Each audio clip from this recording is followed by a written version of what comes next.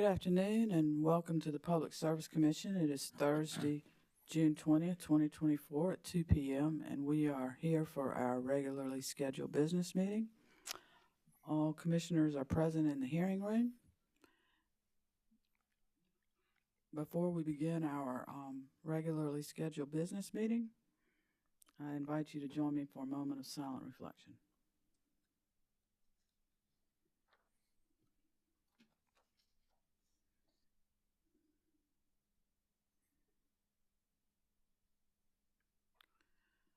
Thank you. Good afternoon, Mr. Scarborough. Good afternoon, Madam Chair, Vice Chair Powers, and Commissioners. The first item of business is to set the next regularly scheduled business meeting. Staff recommends that the next Commission business meeting be set for Thursday, June 27th, 2024 at 11 a.m.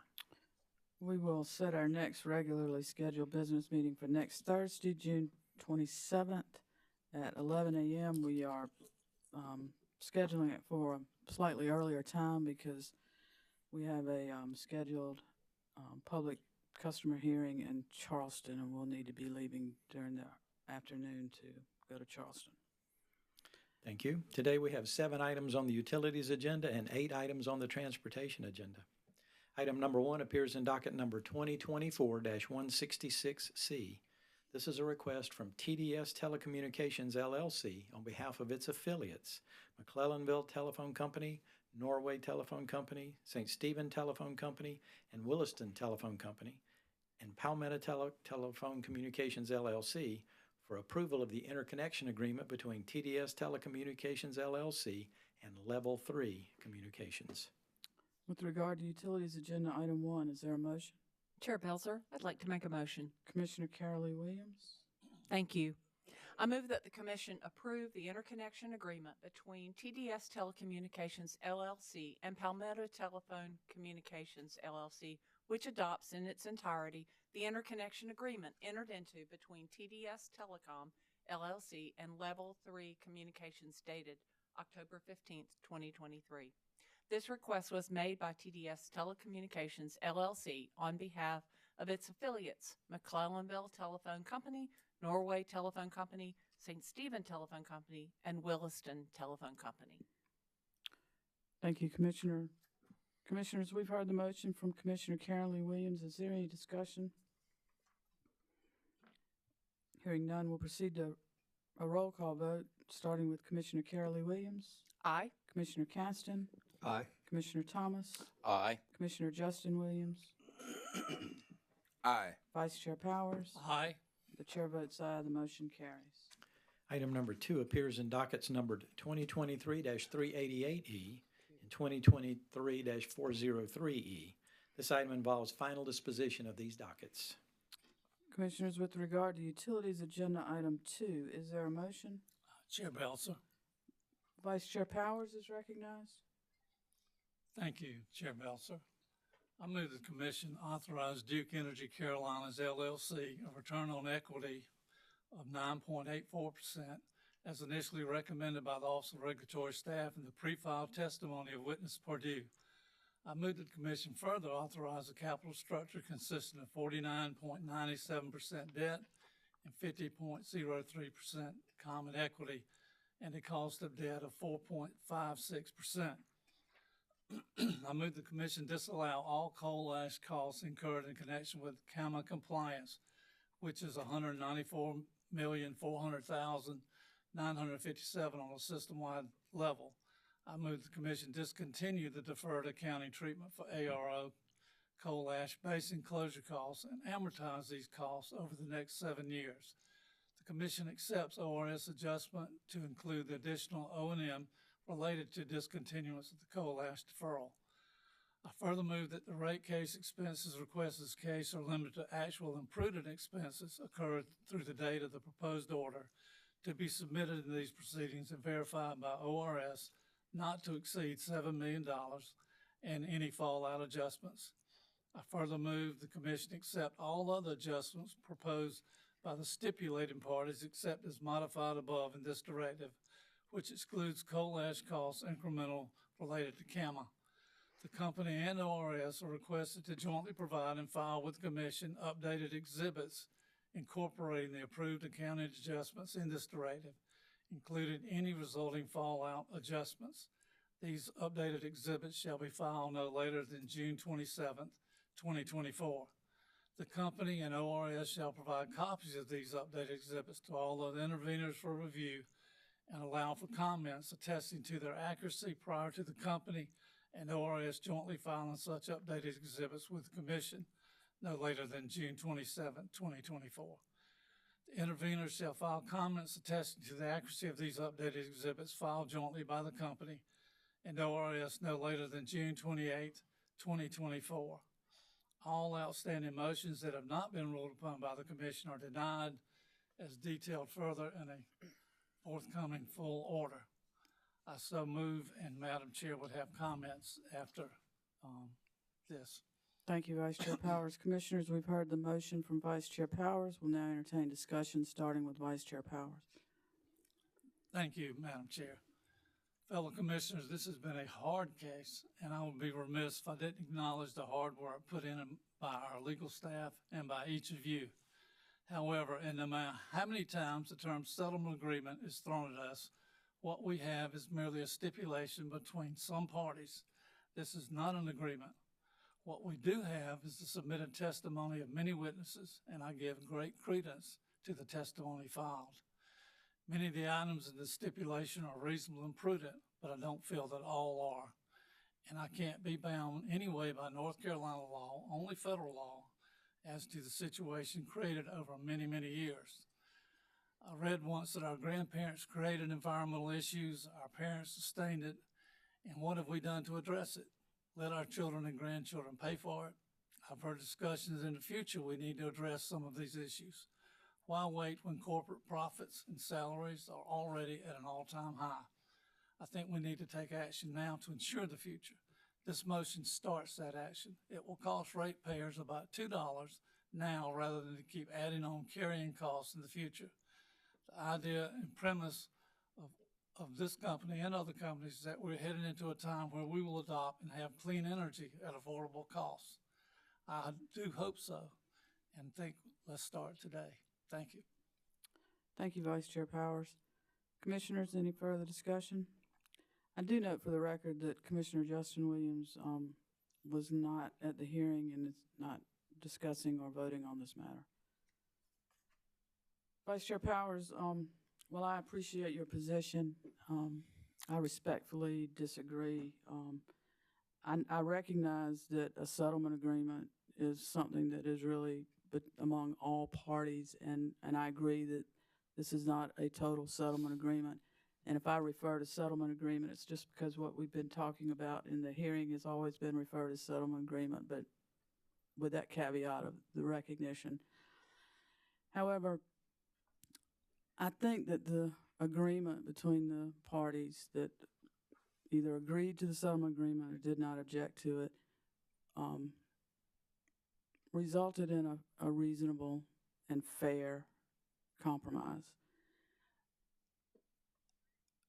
The ROE that is in the agreement and the ROE and the ROE as originally recommended by ORS, it's only a difference of about 10 basis points.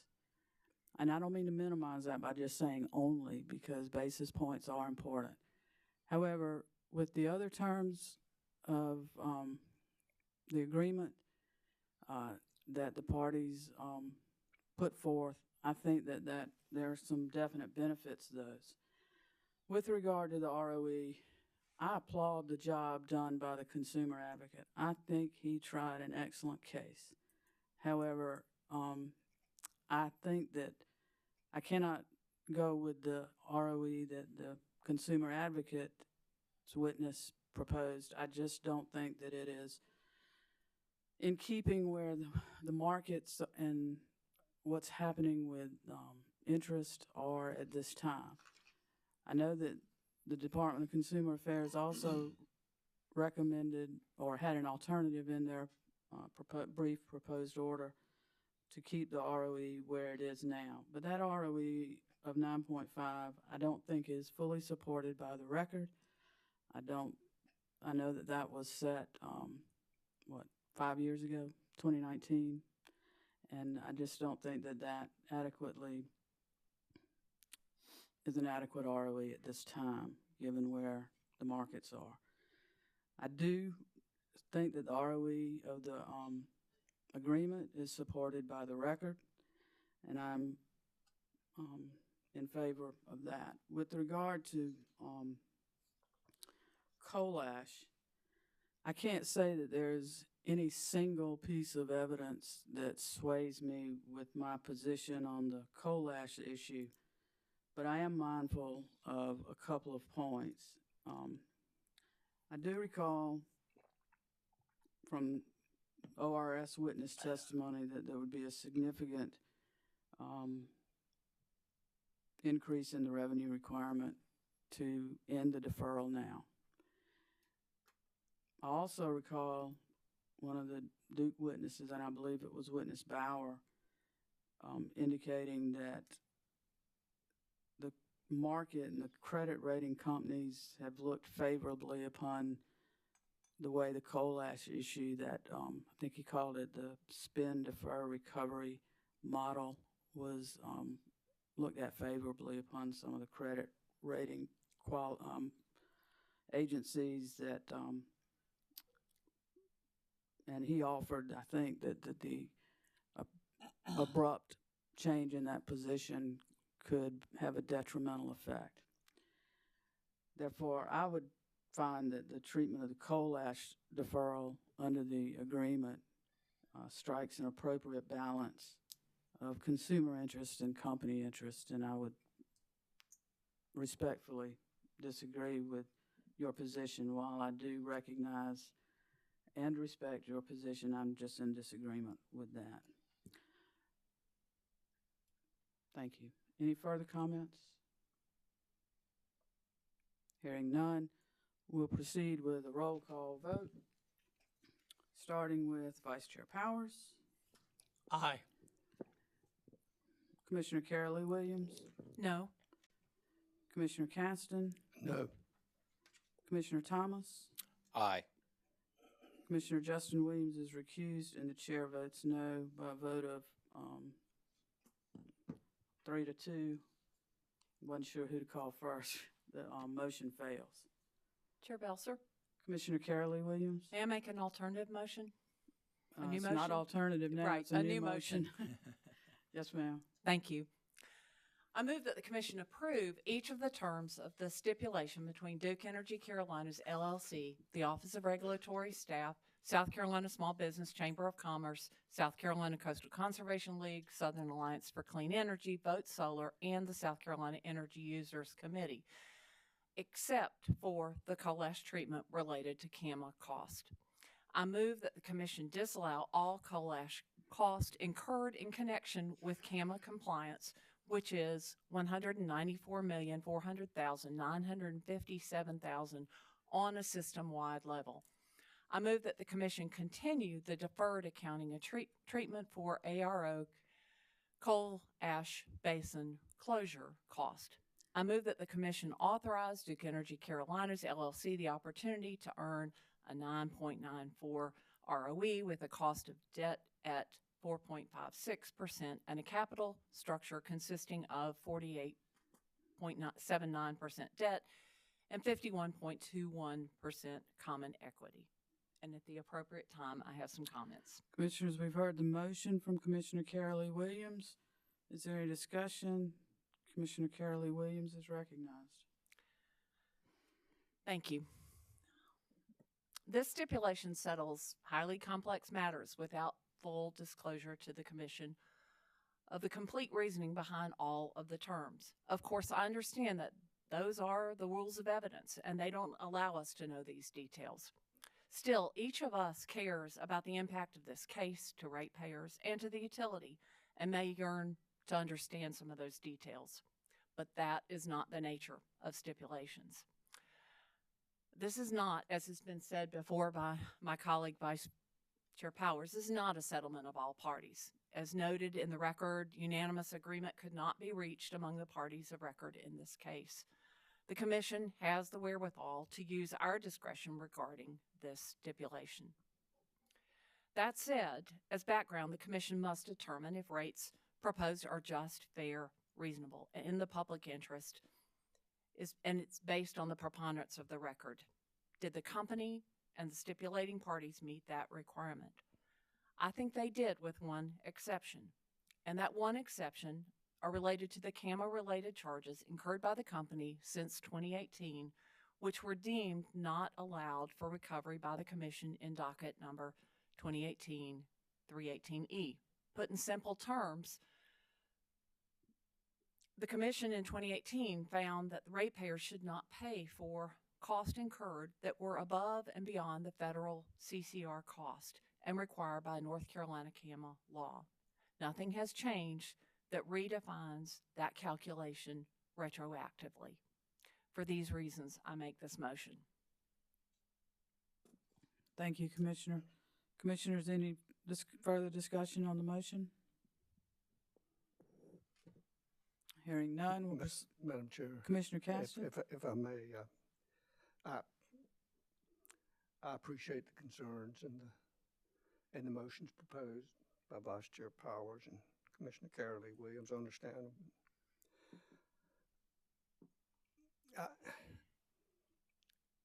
I won't be able to support that motion either, not necessarily because I think the stipulation, so to speak, met all of my expectations. But as I understand it, that's kind of part of it. If there's shared misery, that seems to be success. There are some things that trouble me. You know, I don't really want to go into all the detail now. You know, whether that's limited methodologies and such as that. But with all due respect, I won't be able to support it, but I just didn't want to just say no. Thank you. Thank you, Commissioner. Anything further, Commissioners?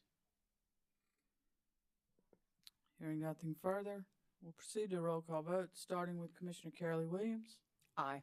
Commissioner Caston. No. Commissioner Thomas. Aye. Vice Chair Powers. Aye. I vote no. By a vote of 3-2, motion carries. I would like to make a cleanup motion, I suppose, or Commissioner Carolee, do you want to make a motion to ask the parties to provide updated schedules to accompany the order? Yes. Okay. You so move? I so move. On the Commissioner's motion to ask the parties to provide updated schedules to accompany the order to reflect this difference, we'll proceed to a vote. Or any discussion? Hearing none, proceed to a vote. Commissioner Carolee Williams? Aye. Commissioner Caston? This is just asking the parties to provide updated exhibits that incorporate the motion. Aye. Commissioner Thomas? Aye. Commissioner Powers? Aye. I vote no, just in keeping with where I was, but by a vote of 4-1, the motion to ask parties to provide updated schedules is adopted. Item number 3 is in docket number 2024-34E. This is a request from the Office of Regulatory Staff that the Commission maintain as confidential the pre-filed testimonies and/or exhibits of Brandon S. Bickley, Anthony D. Brazino, Donald Shane Hyatt, and Elizabeth A. Pardue. Commissioners, with regard to Utilities Agenda Item 3, is there a motion? Madam Chair. Commissioner Justin Williams? Madam Chair, fellow commissioners, I move that the commission grant the request of the Office of Regulatory Staff that the commission maintain confidential treatment of the pre-filed testimony of witness Brandon Bickley and Anthony Brazino, Donald Hyatt, and Elizabeth Pardue. So moved. Thank you, Commissioner. Would that also include exhibits, testimony and exhibits? Yes, ma'am. Thank you. Commissioners, we've heard the motion from Commissioner Justin Williams. Is there any discussion? Hearing none, we'll proceed to a roll call vote, starting with Commissioner Justin Williams, Aye. Vice Chair Powers. Aye. Commissioner Carolee Williams, I vote aye. Commissioner Caston, Aye. Commissioner Thomas. Aye. I vote aye. The motion carries. Item number 4 is in docket number 2024-116E. This item involves final disposition of this docket. With regard to Utilities Agenda Item 4, is there a motion? Madam Chair, Commissioner Thomas, I move that the commission dismiss the complaint of Janet Palmer Carey versus Dominion Energy South Carolina Incorporated for failure to appear at the hearing and failure to prosecute the case. So moved. thank you. Commissioners, we've heard the motion from Commissioner Thomas. Is there any discussion? Hearing none, we'll proceed to a roll call vote, starting with Commissioner Thomas. Aye. Commissioner Justin Williams, Aye. Vice Chair Powers. Aye. Commissioner Carolee Williams, I vote aye. Commissioner Caston. Aye. I vote aye. The motion carries. Item number 5 appears in dockets number 2024-61E and 2024-63E. This item involves final disposition of these dockets. With regard to Utilities Agenda Item 5, is there a motion? Madam Chair, I'd like to make a Commissioner Caston is recognized. Thank you. And these two dockets, number 2024-61E, 2024-63E, were heard together in a hearing on May 14th. However, I believe my motion should address each docket separately. Therefore, I'll move as follows.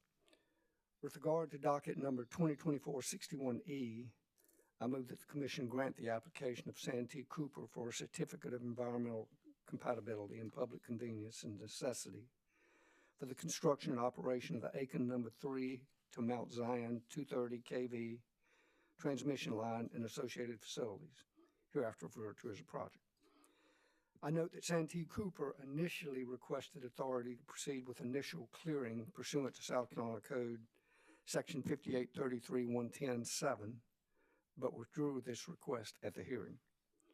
I move that the Commission find that Santee Cooper has shown the need for the project to support service to a new industrial customer and that the project serves the interest of system economy and reliability.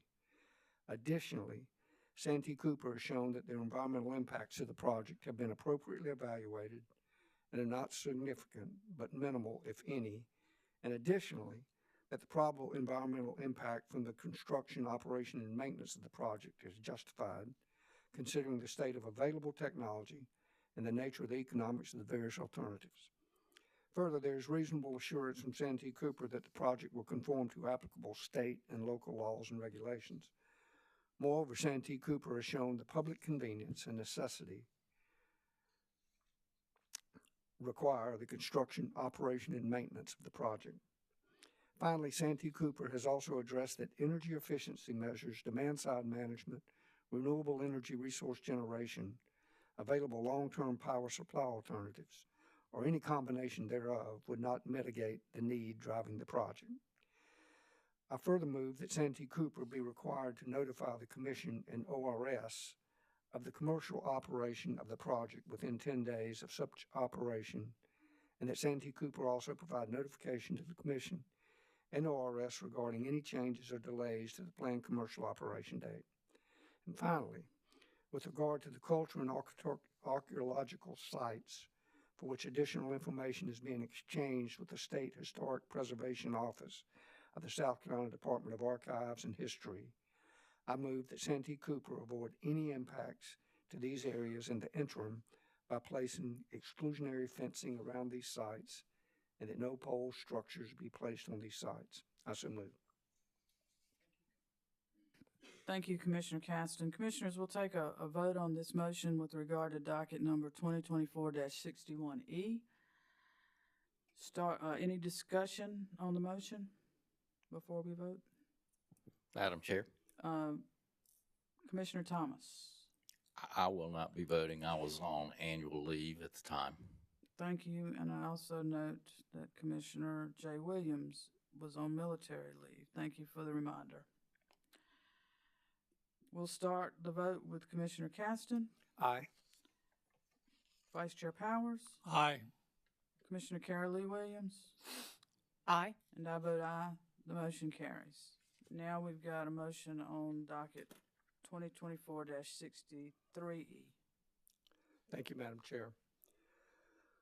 With regard to docket number 2024-63E, I move that the Commission grant the application of Central Electric Power Cooperative Incorporated, Central, for a certificate of environmental compatibility and public convenience and necessity for the construction and operation of two radial single-circuit 230 kV lines between the Mount Zion substation of the South Carolina Public Service Authority and the substations to be owned by a customer of Aiken Electric Cooperative and associated facilities of the project. I note that Central also initially requested authority to proceed with initial clearing pursuant to South Carolina Code 5833-110-7, but withdrew this request at the hearing. In accordance with South Carolina Code annotated section 5833-160 of the Siding Act, Central has shown the need for the project to serve a customer of Aiken Electric Cooperative, Aiken Cooperative. Under an agreement for large power electric service between Aiken Co-op and Aiken Co-op's customer, Central has shown that the project will serve the interests of the system economy and reliability. Further, Central has shown that the environmental impacts of the project have been appropriately evaluated and are not significant but minimal, if any, and additionally, that the probable environmental impact from the construction, operation, and maintenance of the project is justified considering the state of available technology and the nature of the economics of the various alternatives.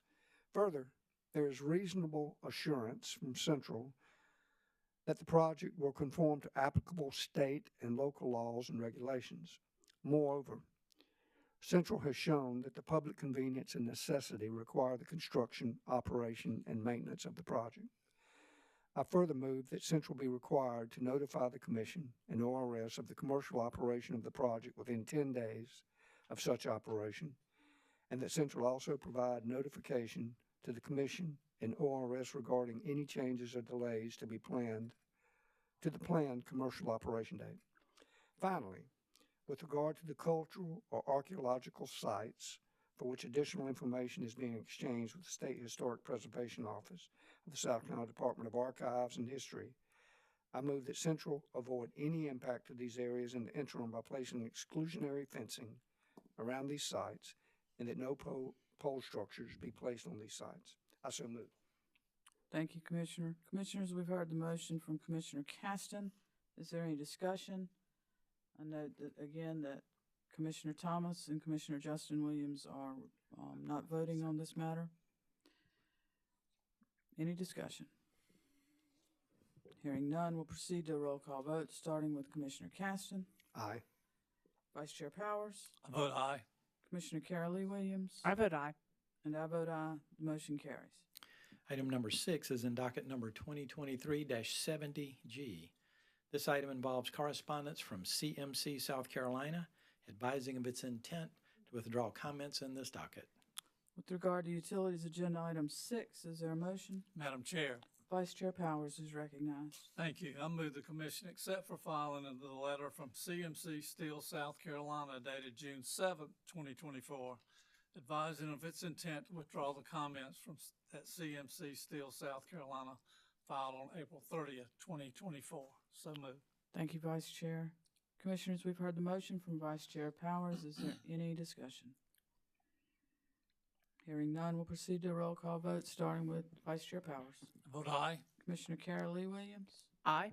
Commissioner Caston. Aye. Commissioner Thomas. Aye. Commissioner Justin Williams. Aye. I vote aye. The motion carries. Item number 7 appears in docket number 2023-371E. This is a motion for admission pro hoc vici of Dorothy E. Jaffe, Esquire, on behalf of Sierra Club. With regard to Utilities Agenda Item 7, is there a motion? Chair Belzer, I'd like to make a motion. Commissioner Carol Lee Williams is recognized. Thank you.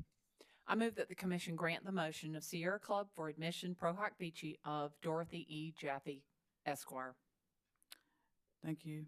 Commissioners, we've heard the motion from Commissioner Carol Lee Williams. Is there any discussion? Hearing none, we'll proceed to a roll call vote, starting with Commissioner Carol Lee Williams. I vote aye. Commissioner Caston. Aye. Commissioner Thomas, Aye. Commissioner Justin Williams, Aye. Vice Chair Powers. Aye. I vote aye. The motion carries. Madam Chair, that Just a completes it. second. Yes, ma'am. Madam Does Chair. that concludes utilities? Before we go on, Commissioner Caston had a, Yes, ma'am. Please, thank you. On occasion, I might be confused on an item or two, and I want to make sure I clarify this one. If I would like to request the commission allow me to change my yes vote on the second part of Commissioner Williams' motion, just for consistency okay. also. And Commissioner Caston is requesting unanimous consent to change his vote from aye to nay. Hearing no objection, Commissioner Caston vote will be recorded as no or nay on the second part of that motion. Thank you. akin to a my bad. Moving on to the motor carrier agenda. In Part A, we have 3 applications for new Class C certificates. These items can be taken together. Item A1 is in docket number 2024-165T, which is the application of King's Care Transportation LLC for a Class C non-emergency certificate. Item A2 appears in docket number 2024-167T. This is the application of Let's Go Transportation Service LLC for a Class C charter certificate. And item A3 is in docket number 2024-169T, which is the application of Junior's Non-Emergency Medical Transport LLC for a Class C non-emergency certificate. With regard to transportation agenda items A1 through A3, is there a motion? Madam Chair. Commissioner Justin Williams is recognized. Madam Chair, I move that the commission approve the applications for Class C certificates in items numbers A1 through A3. Excuse me, as listed by Mr. Scarborough. Thank you. Commissioners, we've heard the motion from Commissioner Justin Williams. Is there any discussion?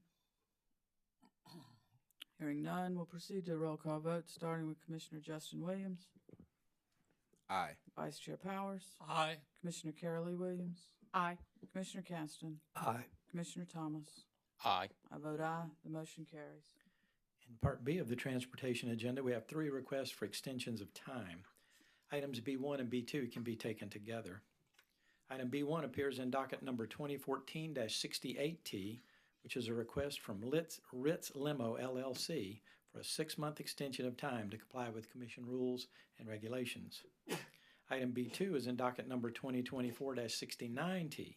This also is a request from Ritz Limo LLC for a 6-month extension of time to comply with Commission rules and regulations. With regard to transportation agenda items B1 and B2, is there a motion? Chair Belzer, I'd like to Commissioner Make a mo- Carolee Williams is recognized. thank you.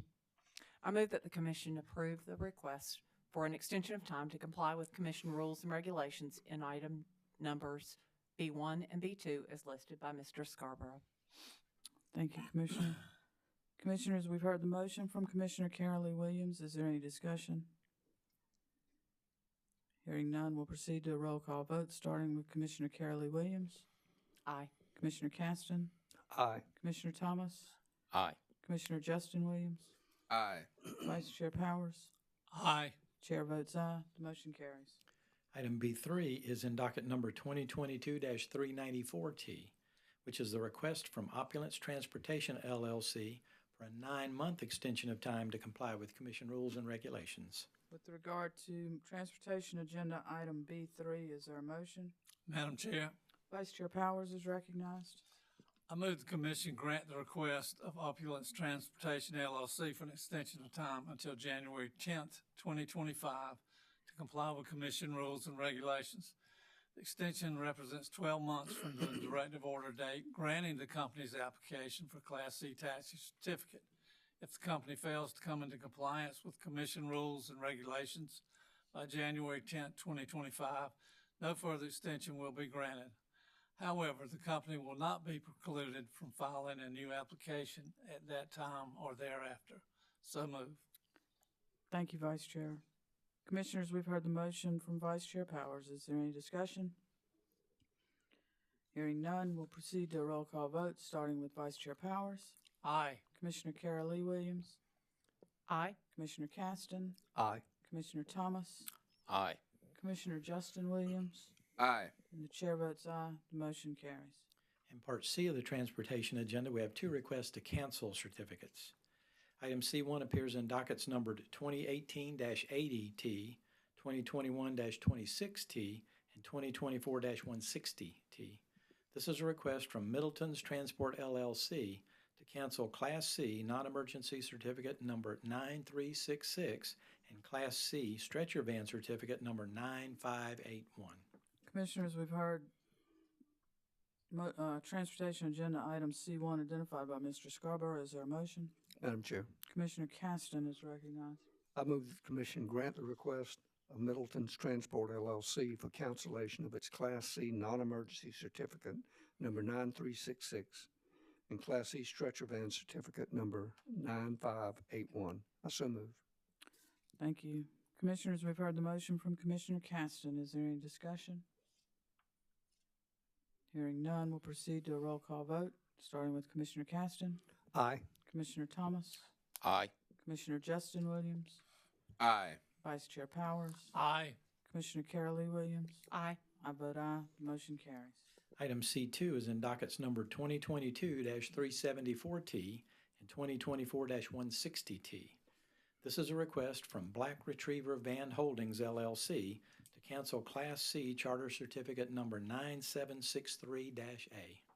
With regard to transportation agenda item C2, is there a motion? Madam Chair, Commissioner Thomas is recognized. I move that the commission grant the request of Black Retriever Van Holdings LLC for cancellation of its Class C charter certificate number 9763A. Thank you, Commissioner. Commissioners, we've heard the motion from Commissioner Thomas. Is there any discussion?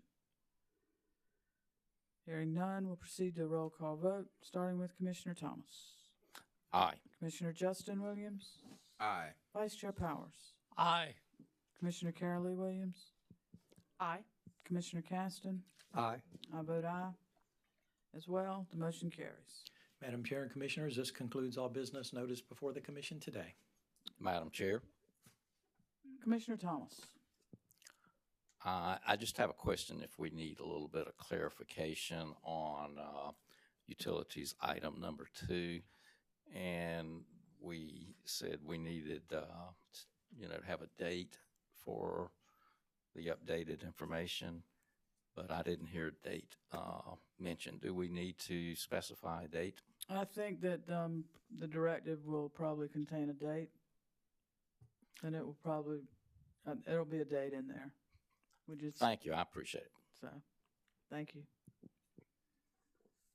Anything further? Hearing none, advise again that our next commission business meeting will be Thursday, June 27th at 11 a.m. That's our next regularly scheduled meeting at a different time due to some travel needed by the commission and commission staff on Thursday afternoon. And with that, I wish everyone a good afternoon, and we are adjourned. Thank you.